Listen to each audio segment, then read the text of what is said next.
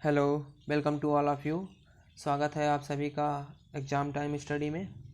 तो चलिए आज हम लोग फिज़िक्स का टेस्ट नंबर 5 लगाते हैं। इससे पहले हम लोग फिज़िक्स के टेस्ट लगा चुके हैं।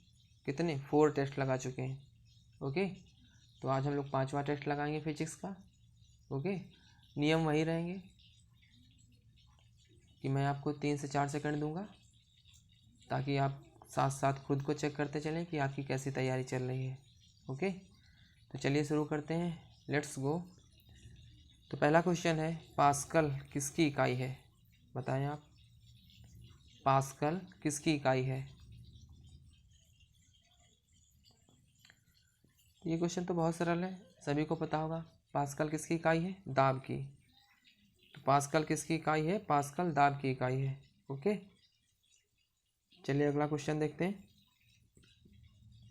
अगला क्वेश्चन है, सोनार अधिकांश प्रयोग में लाया जाता है, यानी कि सोनार किरणें वो अधिकांश प्रयोग में लाई जाती हैं। निम्न में से किसके द्वारा सबसे ज़्यादा प्रयोग में लाई जाती है सोनार किरणें? बताइए।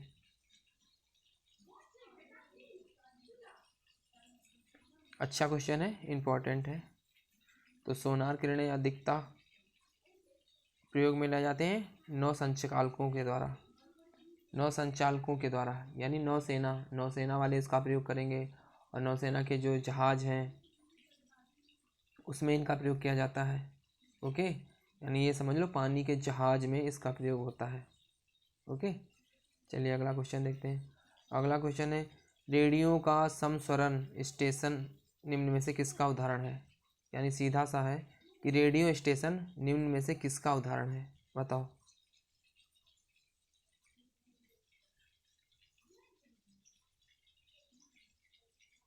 तो रेडियो स्टेशन निम्न में से किसका उदाहरण है? अनुनाद का उदाहरण है। ओके, अनुनाद का, क्योंकि परावर्तन ये भी प्रकाश में होता है, व्यतिकरण ये भी प्रकाश में होता है, अपवर्तन ये भी प्रकाश का होता है। तो ध्वनि से संबंधित है रेडियो। तो ध्वनि में क्या होता है? ध्वनि में बचा तुम्हारा आपका अनुनाद। अनुनाद आपका प्रकाश में नहीं होता है। ओके, तो आंसर क्या है? रेडियो का समस्वरण स्टेशन किसका उदाहरण है? अनुनाद का उदाहरण है। ओके, चलिए अगला क्वेश्चन देखते हैं। डॉपलर प्रभाव किससे संबंधित है? सभी को पता होगा कि डॉपलर प्रभाव किससे संबंधित है। तो डॉपलर प्रभाव का संबंध है ध्वनि से। ओके, डॉपलर प्रभाव किससे संबंधित है? तो डॉपलर प्रभाव ध्वनि से संबंधित है। डॉपलर का ध्वनि प्रभाव, ये सुना होगा आपने कि डॉपलर का ध्वनि प्रभाव। ओके, चलिए अगला क्वेश्चन देखते हैं। अगला क्वेश्चन है, सूर्य ग्रहण कब होता है? कब होता है बताओ। सूर्य ग्रहण कब होता है बताइए।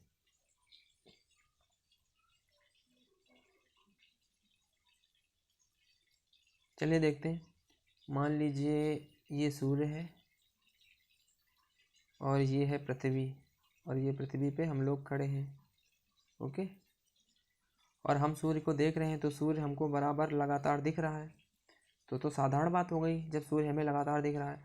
लेकिन एक टाइम ऐसा आता है कि यहाँ पे कुछ बीच में आ जाता है, तो सूर्य हमको नहीं दिखाई देगा।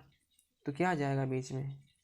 बस एक ही चीज़ बची है, चंद्रमा। क्योंकि चंद्रमा हमारी पृथ्वी के चारों तरफ घूमती रहती है, और कभी कभी ऐसा पड़ता है सिस्टम कि ये चंद्रमा जो है सूर्य और पृथ्वी के बीच में आ जाती है। तो हम लोग यहाँ से जब सूर्य को देखते हैं तो वो सूर्य हमको नहीं दिखाई देता है। तो उसी को हम लोग क्या कहते हैं कि अब तो सूर्य ग्रहण पड़ रहा है। ओके,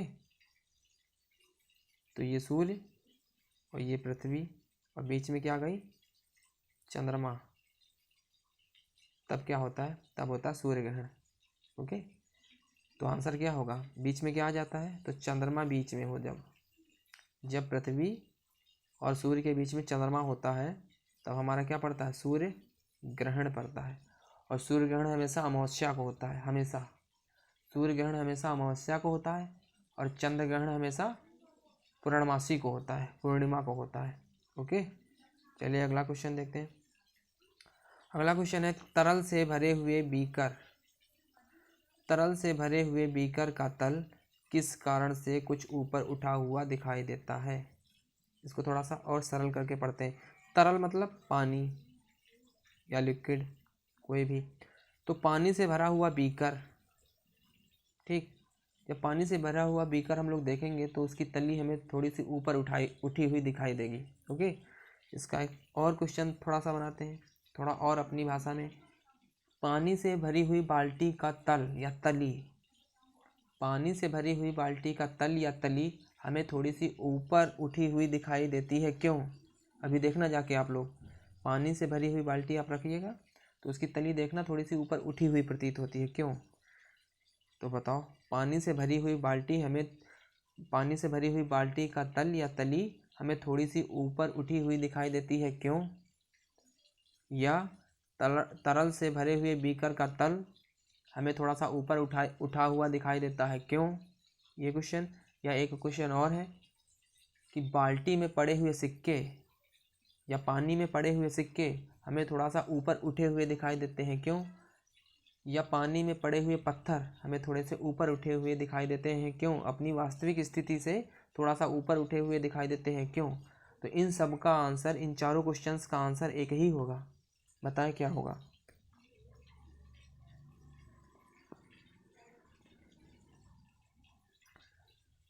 तो पानी से भरी हुई बाल्टी की तली हमें थोड़ा सा ऊपर उठी हुई दिखाई देती है, क्यों? इसका आंसर है आपका अपवर्तन के कारण।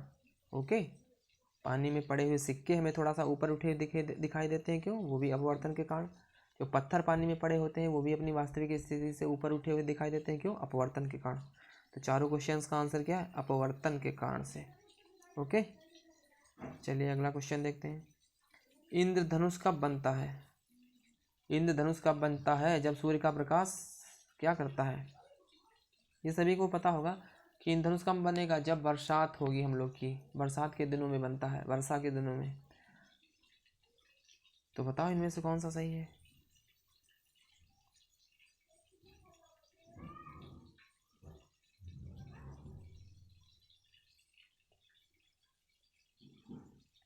तो चलिए देखते हैं।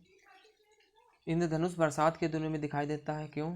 जब बरसात होती है तो वातावरण में बरसात की बूंदें रहती हैं वायुमंडल में। ओके, तो जब सूर्य का प्रकाश उन वर्षा की बूंदों पे पड़ता है तो क्या होता है? एक बार अपवर्तन होता है और एक बार पूर्ण आंतरिक परावर्तन होता है। तो वायुमंडल में जो वर्षा की बूंदें होती हैं उनके ऊपर जब प्रकाश की किरण पड़ती है, सूर्य की किरण पड़ती है, तो एक बार उसमें अपवर्तन होगा और एक बार उसमें पूर्ण आंतरिक परावर्तन होगा। तब क्या बनेगा हमारा?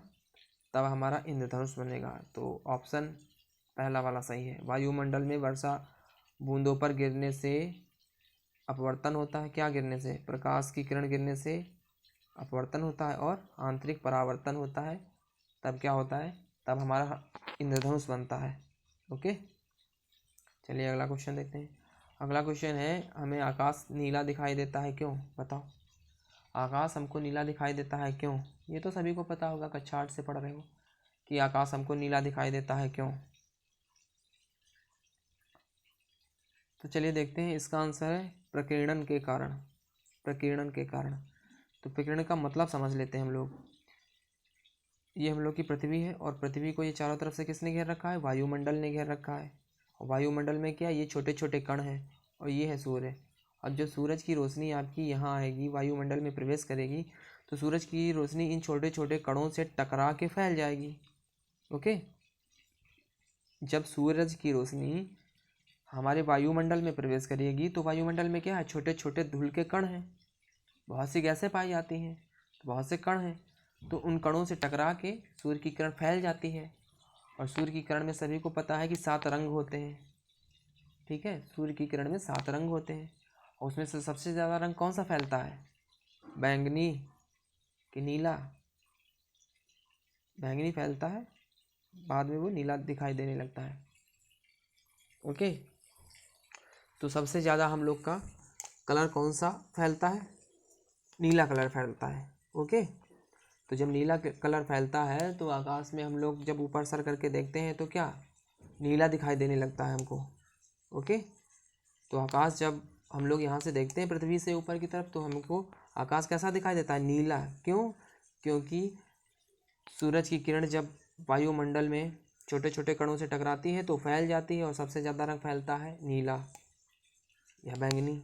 ठीक है, तो जब बैंगनी भी फैलता है वैसा नीला हरा पिनाला।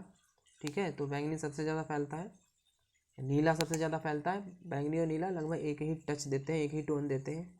तो कहीं कहीं पे देखो ना बैंगनी कलर का भी दिखाई देता है जब बहुत गाढ़ा हो जाता है। ओके, जब थोड़ा सा हल्का रहता है तो नीला दिखाई देता है। ओके, तो यही है इसका आंसर कि आकाश का रंग नीला दिखाई क्यों देता है, प्रकाश के प्रकीर्णन के कारण, प्रकाश के प्रकीर्णन के कारण। ओके, एक क्वेश्चन और बनता है कि यदि हम चंद्रमा पे पहुंच जाएं, मान लो ये चंद्रमा है और इस पे हम पहुंच जाएं और यहाँ से आकाश को देखें तो आकाश में कैसा दिखाई देगा, बताओ। तब आकाश हम लोग को कैसा दिखाई देगा, काला दिखाई देगा। क्यों, क्योंकि चंद्रमा के ऊपर कोई भी वातावरण नहीं है, वायुमंडल नहीं है। अब जब वायुमंडल नहीं है तो उसमें ये छोटे छोटे कण नहीं पाए जाएंगे, और जब कण नहीं पाए जाएंगे तो सूर्य की किरणें किससे टकराएंगी, किसी से नहीं टकराएंगी, तो उनका कलर जो है वो फैलेगा नहीं। ओके, कुछ कलर नहीं फैलेगा तो क्या, जब हम यहाँ चंद्रमा पे खड़े होकर आसमान की तरफ देखेंगे तो क्या होगा, आकाश हमको काला दिखाई देगा। ओके, लेकिन पृथ्वी से जब देखेंगे तो प्रकाश के विकिरण के कारण आकाश में नीला दिखाई देता है। ओके, चलिए अगला क्वेश्चन देखें। ये तो सभी को पता होगा कि दाढ़ी बनाने में कौन सा शीशा प्रयोग में लाया जाता है। नाई की दुकान पे जब आप जाओगे दाढ़ी बनाने वाला शीशा तो कौन सा होता है, बताओ आप। दाढ़ी बनाने के लिए कौन सा शीशा प्रयोग में लाया जाता है, इंपॉर्टेंट क्वेश्चन है, बहुत बार आया है, सभी को पता है। अवतल दर्पण, पहला वाला कौन सा, अवतल दर्पण। तो दाढ़ी बनाने के लिए कौन सा शीशा प्रयोग में लाया जाता है, अवतल दर्पण। ओके, चलिए अगला क्वेश्चन देखते हैं। रेटिना पर नेत्र द्वारा निर्मित प्रतिबिंब कैसा होता है। जो रेटिना पर हम लोग के आँखों पर, रेटिना पे जो चित्र बनता है वो कैसा बनेगा, बताओ। सब पढ़ा चुके हैं, बताओ इसमें से रेटिना पर जब चित्र बनता है किसी भी वस्तु का तो कैसा बनता है, बताओ आप लोग।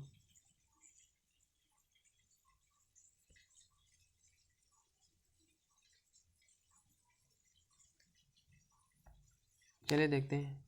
तो रेटिना पे जो चित्र बनता है वो बनता है वास्तविक। तो जब वास्तविक बनेगा तो क्या होगा, हमेशा उल्टा बनेगा और छोटा बनेगा। ओके, तो रेटिना पे जो चित्र बनता है वो कैसा बनता है, वास्तविक। और जब वास्तविक बनता है तो हमेशा उल्टा बनता है और छोटा बनता है। तो रेटिना पे जो चित्र बनता है वास्तविक बनता है, उल्टा बनता है और छोटा बनता है। ओके, तो उम्मीद करते हैं आप लोग को टेस्ट अच्छा लगा होगा। अगर टेस्ट अच्छा लगा है तो लाइक करिए और अपने दोस्तों को शेयर भी करिए। ओके, और चैनल को सब्सक्राइब भी करिए भाई, तभी आपको जो मैं वीडियो डालता हूँ लगातार वो आपके पास पहुँच जाएंगे डायरेक्ट। बेल आइकन आप लोग दबा लीजिएगा, तो जैसे मैं यहाँ से डालूँगा वैसे आपको डायरेक्ट मिल जाएगा, उसका नोटिफिकेशन आ जाएगा। ओके, तो रोज़ आप लोग 10-10 क्वेश्चन तैयार करिए, 10 से लेकर 20 तक। ओके, धीरे धीरे काफ़ी दिनों में आप लोग देखिएगा आपका नॉलेज काफ़ी इम्प्रूव हो गया है। ओके, और थोड़ी सी मेहनत में आप लोग को ज़्यादा सा मिलेगा प्रॉफिट। तो चलिए मिलते हैं अगले वीडियो में। Thank you.